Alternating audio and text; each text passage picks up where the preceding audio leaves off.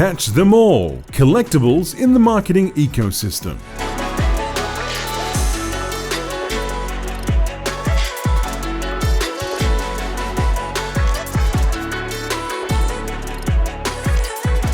Hello.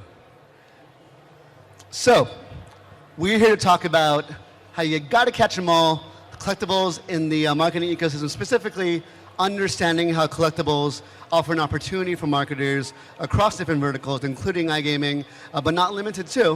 And I'm here joined by two amazing speakers and guests who will tell us quickly, tell us a little bit about your company and what you do, and we'll get to the questions. Okay, thank you very much. My name is Djordje. I work for a company called Hirequarters. We specialize in content related to iGaming. We also write a lot about fintech, crypto. So we're basically focused on iGaming as a whole. We provide content for affiliate sites that generate a lot of traffic, highly positioned on Google. So that's basically what we do. Great. So nice to meet you again, guys. My name is Salahuddin Mimouni. I run this digital agency called Rich Media, based in Casablanca and Paris. We manage campaigns in media buying and brand content creation, and also in website development and application developments. I'm so happy to be here in this second panel, and let's have a good talk, Mike.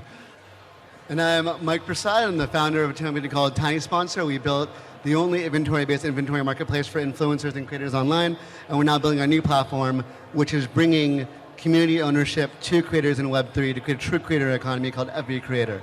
And so all of us are tasked with creating and understanding experiences and contents for a brand or a creator and helping them turn that into monetization. Now, as far as content formats go, NFTs and digital collectibles offer a new type of format with unique benefits and unique functionality that we don't really have in the same way in concurrent content.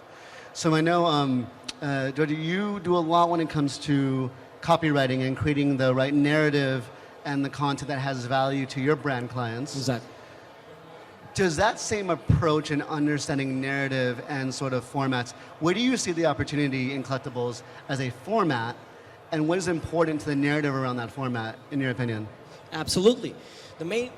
I believe that the collectibles and NFT in particular have a great advantage when it comes to loyalty programs for online casinos. So basically, you can reward your loyal players in a way that you will get them a certain NFT, right, as a reward. So that will generate, let's say, a lot of retention, and it will give them a totally new way of receiving, totally new way of receiving gifts and rewards from the casino. Basically, not only the usual bonuses. So that's one point. Another point is I also see it in a way that gaming creators can use NFTs in the slots, in the games. For example, you have standard symbols in all of the games. So basically, if you change those symbols, if you substitute them for NFTs, that could be a great innovation that could lead to a lot of new customers and a lot of new players and generate a lot of buzz around your game. So that could generally be monetized in a very, very lucrative way. You talked about a couple mechanisms there. So this idea of turning so I said this a couple times today, which is whether you're a casino, whether you're a brand, whether you're a creator, your business is predicated on creating an experience for your audience and then monetizing that somehow. In casinos, it's going to be through gambling. If it's content, it's going to be something else, et cetera. So the two mechanisms you mentioned are like the idea of creating a takeaway from that experience that can be collected and also signifies some type of outcome thematically tied to the experience. So in the example of the symbols and having the visual identity of the casino experience translating into takeaway, do you see that takeaway being used as more of just a collectible, or is there some other value that that player can keep with their digital winning? Basically both, I think. if you take it as a collectible only, or you can take that NFT and use it as a collectible, it's yours to keep. So it gives a sort of sense of ownership that's not very likely to be had in traditional games and payouts and things like that. So they can be a very interesting leverage that content creators or game providers can have over the competition. So that's one point.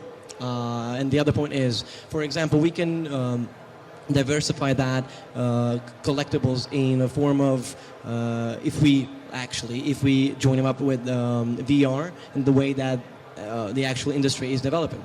So if we take that, we can talk about collectibles in that sense. You can create your avatar. You can, assign value to it, and you can resell it, transfer it. So that can be very lucrative and a very good way to monetize it. So I'm going to jump back. I want to get back to the casino-specific experience in a moment. But Sala, as a marketer, what are some of the utility, the functions that, not just the collectability of it, but beyond the collectability, that you see as opportunities in making the collectible itself act as a tool within the marketing ecosystem? A collectible is a rare item that had more value on internet. We're talking about a market with more than $400 billion in 2021. We're talking about more than 1 trillion in 2032. So the statistic shows that there is a huge interest in this market. That's first. Secondly, if you were there yesterday on the auctions and you see the value that got those NFT through the auctions, those people who were there, they are aware of the importance of NFT. But what we should today have is that we need to democratize this concept to all over the world, to all the people. They need absolutely to understand what are we talking about. Because when I talk to my mother about NFT, she doesn't understand anything. And I think that the concept first should be absolutely like being more relevant, more simplified to all people all over the world. So now the question is how to do that. So let's talk marketing. About the channels that I see through all the markets, Mike, I noticed that one of the most relevant channels is influencers. How those people try to explain to the community, to their community, what are NFTs, what are collectibles, and how they push them to buy some like valuable items who got a lot of, let's say, value all over the world. I can remember the experience of my friends who had no relation with NFT, who bought those 2 or 3 items, and the value just tripled or maybe was multiplied by 4. So I think the relevance is not only the price who should like decline or become higher. The relevance of the value of the thing. We should absolutely today open a debate about the importance of this. And when we talk about the market of the gaming market or the gambling market or the market of casinos, how these items should be important on this market. I mean, on the industry. That's why I think that they need to do more effort to explain more this kind of stuff. 100% agree. And so let's take that thought for a second, both what you were saying in the gaming and about what you were saying about the understanding of it. And let's simplify. Let's not call it NFTs, not call it collectible. Just say like we have something that someone can collect as a reward for doing an action, and that something signifies, it commemorates that action. It's a certificate. It's a award saying, hey, it's like your diploma. You did this, right? In video games, you have this idea of unlockables and stuff like that. And so this gives us a unique mechanism, right? It gives us the ability to say, okay, I am not only saying you did something and you won some award or you won some money or whatever, if it's iGaming, if it's something else, but what you're doing is you're saying, I am taking your achievement and I'm giving you a proof of that achievement, right? That's step one. And we talked about a takeaway from that gaming. If someone wins the slots, they want to brag. I mean, any experience, any value that we have as human beings, there's a utility value, which is, does it get me to where I need to go? Does it drive me across the city? And then there's this idea of social capital. Now, a lot of people gamble for the experience. A lot of people gamble for the winning. But part of it's also when you win, you want to share the social capital that you won. You want people to know I'm a winner, right? Winner, yeah. So that digital item can represent that achievement, and it gives the player the ability to share that and take that and expand. And then by therefore, it creates a marketing channel for the casino then to have their own audience promote. And the more people that are saying, oh, all these people are winning, more people are going to come to that casino. It actually becomes a very real and very tangible marketing channel through the ability for your user-generated distribution of that one content that means something. So I think that's something that you both were describing in a way. But I want to take it also a step further after the issuance. So this idea of giving a digital collectible, you get your audience, say, hey, you get to collect this social capital, this proof of my winnings. But more than that, it allows any brand to create a community. Because a community requires a couple things, but it requires primarily a identity of the user. It requires communication, a way to interact with those users, and it requires a venue, and that could be a digital or physical venue. But then lastly, it requires persistence. It has to exist outside of someone else's operation. So if you think about your friends group, like if we hang out, we know who we are, we know what we're up to, we know the activity, and it has a record of activity in our minds, and therefore we have our own little community. And it exists not because one of us, because of all of us. And so the idea of a collectible, that becomes a record of activity tied to a person, which is identity. And if someone is, you probably have their email, and you have communication, but what you don't have external to the casino experience is persistence. And so what an opportunity is for marketers to say, okay, this collectible becomes a unifying, persistent link across different experiences, and then they can build on that. And so a simple example we see is in casinos everywhere, or in any industry really, is a loyalty program.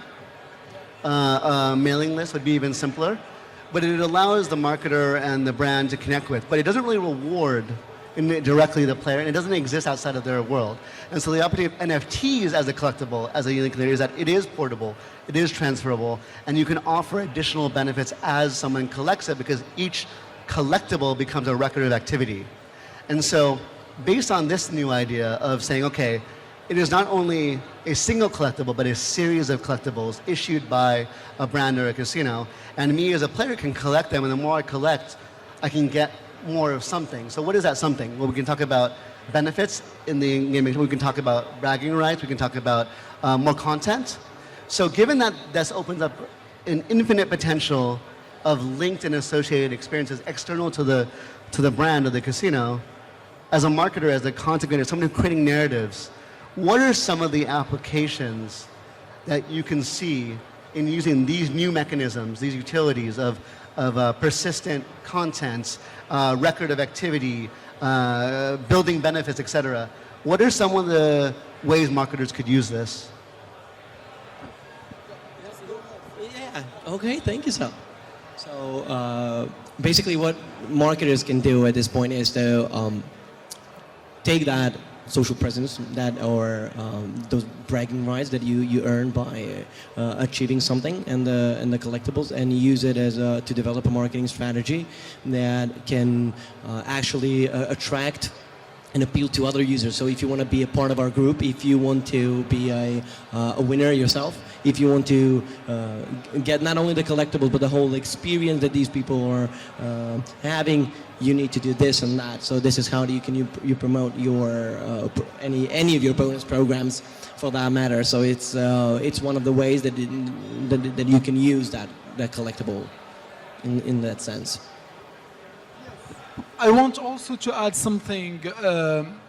Today, NFTs and collectibles are used in many fields. We use that on the music field, the art field. We use that in the gambling, on the gaming industry. We use that also in contract. And when it comes to law, I think here where we can find really the importance of NFTs. Like imagine that Mike and me, having this contract, and we have this unique version of the contract that will never be lost. And I think this is the most important thing, that it could be like an input for other industries. So now let's move to the gaming industry. Let's have, this kind of unique items of gaming that should absolutely be shared between many people, and you have this unique version that shows that proves that you have the correct item. So this kind of industry and this kind of digitalization based on blockchain technologies try to improve the transaction systems. Like, for example, before, to make the transactions between two banks from two countries, it took a lot of time. But now, through the, for example, in all the kind of financial transaction, through the blockchain technology, we're seeing that it takes less and less time. We can do it through very, specific conditions and very secure conditions. Security is one of the main reasons why this technology is getting more and more successful. So no, I think that there is a huge reason to improve this kind of industries. One of the other things I'd like to point out is that if you take the, let's say an example, where you can create an NFT of a, let's say, or a video of you winning something in a game, that can be marketed really, really nicely. So you take that winning shot or winning round or winning slot reel going, for the full jackpot or something like that. That can be used as that has a great marketing potential.